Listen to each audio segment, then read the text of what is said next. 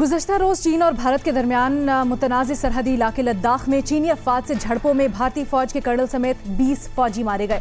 भारतीय मीडिया के मुताबिक भारतीय क़यादत मुलाकातों में मसरूफ़ रही, लेकिन अभी तक आला क़यादत की तरफ से 20 फौजियों के मारे जाने के बाद कोई पैगाम या बयान सामने नहीं आ सका है। अब जो भारत हर अपने बॉर्डर पे एक महाज खोले बैठा है, उस पर भारत के अंदर से भी आवाज़ें उठना शुरू हो गई हैं। भारतीय सहाफ़ी हैं निरुपमा सुब्रमण्यन, उन्होंने ट्विटर पर लिखा है कि एक तरफ भारत की सरहदों पर पाकिस्तान समेत चीन और नेपाल से कशीदगी जारी है, तो दूसरी जानिब बांग्लादेश और अफगानिस्तान से भी मुज़ाकरात नहीं हो रहे। आखिर हम यहाँ तक पहुँचे कैसे, ये उन्होंने सवाल किया है। क्या मोदी सरकार अपनी आवाम को इन सवालों का जवाब देगी या फिर अभी भी जारहाना कार्रवाइयाँ करती रहेगी और कोशिश करेगी कि इसी स्टांस को आगे बढ़ाएं और इसी पर अगले इलेक्शंस के लिए या अपने लोगों को इसी के पीछे लगाई रखें? अपने एनालिस्ट से हमारा सवाल इसके ऊपर कुछ यूँ है कि क्या भारत में मोदी की मकबूलियत इन सारे इकदामात से कम होगी या मुतासिर होगी? हाँ या नहीं के ऑप्शन है सबके पास। मुनीब फारूक, क्या लगता है आपको? देखिए, इलेक्शंस तो अभी अगले मेरे ख्याल में दूर है, उसमें इतना शॉर्ट टर्म तो नहीं, इतना तो नहीं हमें देखना चाहिए। लेकिन हाँ, ये बात ज़रूर है कि जब आपको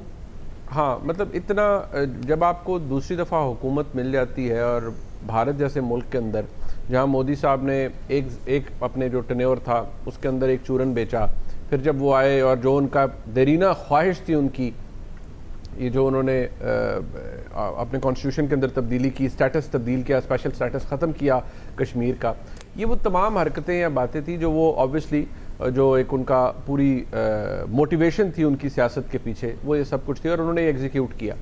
लेकिन कुछ चीज़ें ऐसी होती हैं अलीना जो मैं समझता हूँ कि वो डिवाइंड होती हैं। आप आते अपनी तरफ से इंसान चालाकी करता है, इंसान प्लान करके आता है कि मैं ये भी कर दूंगा, मैं अमेरिका के साथ मेरा बड़ा अच्छा ताल्लुक़ है, मैं पाकिस्तान को इस तरह आइसोलेट करने की कोशिश करूंगा, पाकिस्तान के साथ ये करूंगा, या ओवरऑल मुझे कश्मीर के अंदर इंडिया जो मर्जी करता रहे, दुनिया कुछ नहीं कहेगी क्योंकि लोगों के रियासतों के फाइनेंशियल इंटरेस्ट इन्वॉल्व हैं। लेकिन फिर आप अपनी ही किसी ऐसी मामले के अंदर इतने उलझ जाते हैं कि आपकी जो सॉफ्ट बेली है वो एक्सपोज हो जाती है। इंडिया के साथ भी मेरे नुक्ता नज़र में ऐसे ही हो रहा है। वो एक चीज़ नहीं है जो वो कर रहे हैं। पाकिस्तान के साथ पिछले साल उन्हें हजीमत का सामना करना पड़ा, जो भी हुआ वो दुनिया मर्जी जितना दुनिया को सामने झूठ बोलते रहे, लेकिन वो एक्सपोज हुए, उनकी एयरफोर्स एक्सपोज हुई। इसी तरह अब चाइना के साथ अब देख लें, उनका जो अब वो अपनी मिलिट्री माइट कम से कम चाइना को नहीं दिखा सकते क्योंकि उन्हें पता है कि चाइना की जो स्ट्रेंथ है या जो मिलिट्री माइट है या जो उसकी इकोनॉमिक स्ट्रेंथ है वो इतनी ज़्यादा है कि भारत उसका मुकाबला नहीं कर सकता। तो फिर आपको वहाँ पे हजीमत हो रही है। तो कुछ बातें ऐसी हैं जो आप शायद वो लॉजिक से या इन चीज़ों से आपको आगे जाए, वो कुछ चीज़ें डिवाइंड होती हैं। भारत ने ये किया है, मोदी सरकार के नीचे रहते हुए ये सब कुछ किया है। आप भारत के अवाम पूछे नरेंद्र मोदी से कि दुनिया के साथ ये आपने बड़ा अच्छा पॉइंट उठाया है कि भारत के अवाम पूछे मोदी सरकार से। शहजाद की तरफ लेके चलते हैं पॉइंट। शहजाद, मैं सोशल मीडिया पे एक आध क्लिप देख रही थी, उसमें एक एंकर ये सवाल उठाती हैं और ये पॉइंट बावर करवाती हैं, कहती हैं जी जो सब कुछ हुआ है लद्दाख के महाज पे या LAC पे वो आर्मी की गलती है, तो आर्मी को तनकीद का निशाना बनाना चाहिए, हुकूमत से सवाल नहीं करना चाहिए। वहाँ पे भी इस तरह के फॉलोअर्स हैं मोदी साहब के जो उनको ब्लाइंडली फॉलो करते हैं, और मेरे ख्याल से हर पॉलिटिकल पार्टी का एक कल्ट ग्रुप होता है जो बगैर देखे उनको फॉलो करता है। यहाँ पे भी आप देखें तो बहुत सारे लोग जो ये बात कर रहे हैं कि हर मुल्क से, हर नेबर से इस वक्त इंडिया के कोई ना कोई कॉन्फ्लिक्ट है, तो उनको जवाब यही मिलता है कि माजी की हुकूमतें डर के पीछे बैठ जाती थी, अब मोदी सरकार है तो वो डट के मुकाबला करती है, इसलिए आपको कॉन्फ्लिक्ट ज्यादा नजर आ रहे हैं। तो वहाँ पे भी इस तरह के लोग आपको मिलेंगे जो डिफेंड करते हैं। लेकिन देखिए ओवरऑल ये खित्ता जो है उसमें ही बड़ी हसासियत है ना। एक तो कश्मीर की वजह से इंडिया पाकिस्तान का कॉन्फ्लिक्ट है, फिर उनका ऑब्वियसली LAC एरिया के ऊपर जो डिस्प्यूट है वो भी बड़ा पुराना है। चाइना जो है इस रीजन में इस रीजन में नहीं बल्कि पूरी दुनिया में एक सुपर पावर है और वो अपनी पावर गेन कर रहा है, वो एक इशू है। तो मल्टीपल इश्यूज हैं जिसकी वजह से आप देखते हैं कि कुछ अर्से पहले पाकिस्तान के हवाले से भी यही कहा जा रहा था कि हमारे भी किसी नेबर से ताल्लुक अच्छे नहीं है। अब इंडिया का भी यही हाल है, और क्योंकि वहाँ पे एक राइट विंग हुकूमत है, मोदी की एक गवर्नमेंट ऐसी है जो कि इंतहा पसंदी पर यकीन भी रखती है, उनकी पॉलिसीज में भी वो नजर आता है, इसलिए कहीं पे हम नहीं देखते कि शायद वो डिप्लोमेटिकली मामला को हल करने की कोशिश कर रहे हैं, वो एग्रेसिवली उनको हल करने की कोशिश करते हैं। नतीजा यही है कि इस वक्त तमाम उनके जो नेबर्स हैं, तमाम जो उनके पड़ोसी ममालिक हैं उनसे उनके ताल्लुकात ठीक नहीं है। शहजाद, लेकिन इस सोच का साथ देते हुए अवाम आपको नजर आते हैं या नहीं? जाहिर सी बात है, जैसे मैंने कहा मोदी की बहुत बड़ी फॉलोइंग है। आप देखें ना इंडिया में इस वक्त हो क्या रहा है, इंडिया में आपको अपोजिशन ना होने के बराबर नजर आती है, कोई वहां पे दूसरा ऑल्टरनेट नहीं है। इस इलेक्शन में यही देखा गया था और फिलहाल जो हालात है उससे भी ये नजर आता है। तो इस वक्त मोदी की जो भी पॉलिसीज हो उनकी आवाम उनके पीछे खड़ी हुई है। हसन निसार साहब के पास लेके चलते हैं सवाल। जी हसन साहब।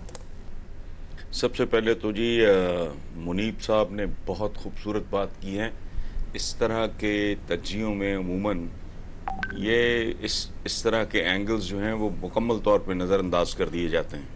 जो उन्होंने कहा मैं उसको रिपीट कर रहा हूँ, वो एक बहुत खूबसूरत विजडम की बात है कि बेशक मैंने अपने रब को अपने इरादों के टूटने से पहचाना। ये जितनी चतर चलाकियाँ हैं मोदी साहब की, वो जो डायमेंशन इन्होंने जो पॉइंट आउट की है मुनीब साहब ने, वो बहुत खूबसूरत है।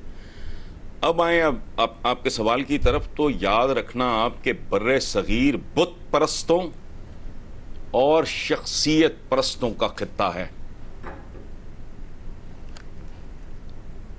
यहां साख नहीं चलती, या बुत परस्ती चलती है या शख्सियत परस्ती चलती है, और ऐसी जगहों पे माकूलियत और मकबूलियत ये दो मुतजाद बातें हैं।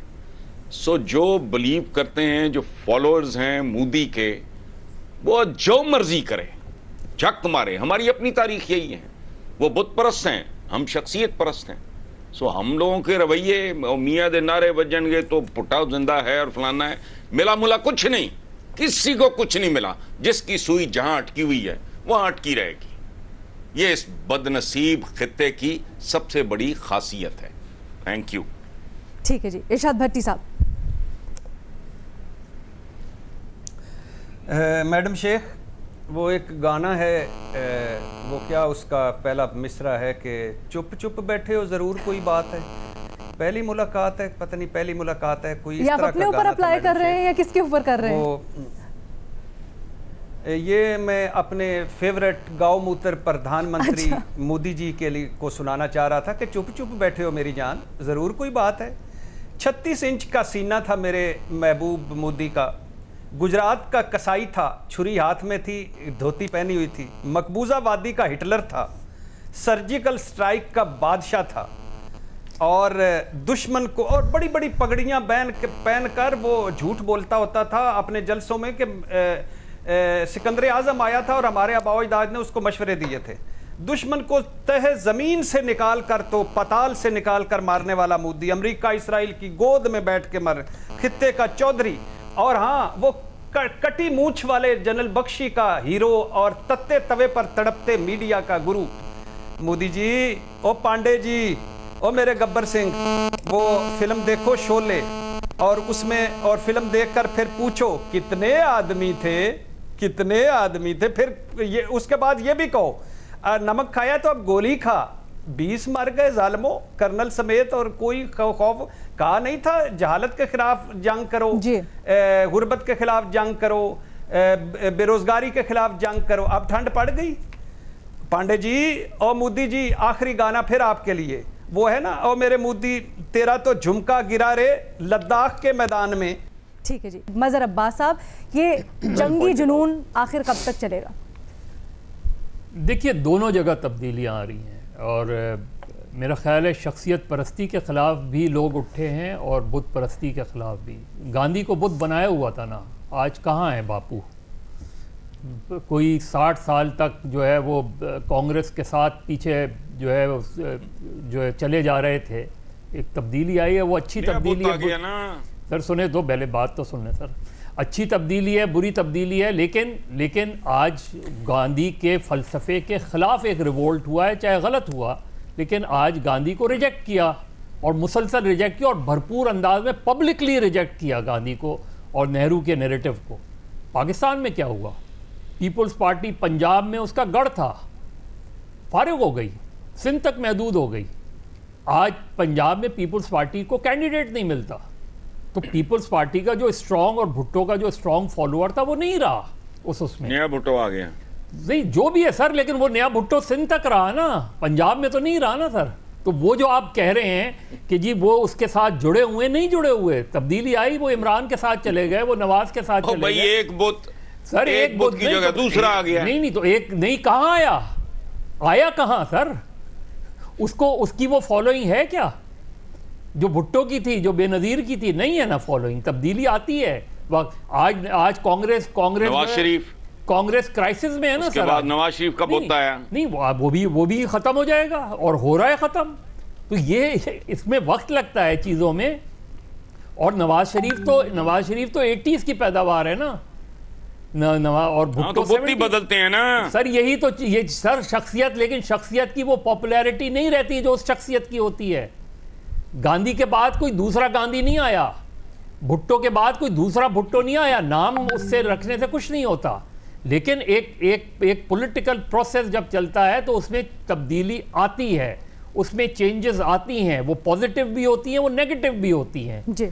तो मेरा ख्याल है कि आज इंतहा पसंदी, आज इंडियन माइंडसेट जो है वो इंतहा पसंदी का माइंडसेट है। देखिए चाइना के मसले पे आपको 2 ओपिनियन नजर आएंगे इंडिया में, पाकिस्तान के हवाले से 2 ओपिनियन नहीं नजर आएंगे। अगर पाकिस्तान के खिलाफ कोई झड़प होती है तो इंडिया का मीडिया जो है वो सवाल नहीं पैदा होता कि वो अपनी आर्मी या सिविलियन लीडरशिप से क्वेश्चन करे, वो बिल्कुल एक तरफ नजर आते हैं। लेकिन चाइना के मसले पर डिवाइडेड ओपिनियन है, कोई कह रहा है फौज जिम्मेदार है, कोई कह रहा है जो है मोदी जिम्मेदार है। तो ये एक माइंडसेट है इंडिया में, एक एक्सट्रीमिज्म है। जब तक वहां के लोग उस इंतहा पसंदी के खिलाफ नहीं उठ खड़े होंगे, मेरा ख्याल है कोई तब्दीली नहीं आएगी। ठीक है, यहाँ पर हम एक ब्रेक लेंगे, उसके बाद हम तारिक अजीज साहब को ट्रिब्यूट पेश करेंगे। Take a break.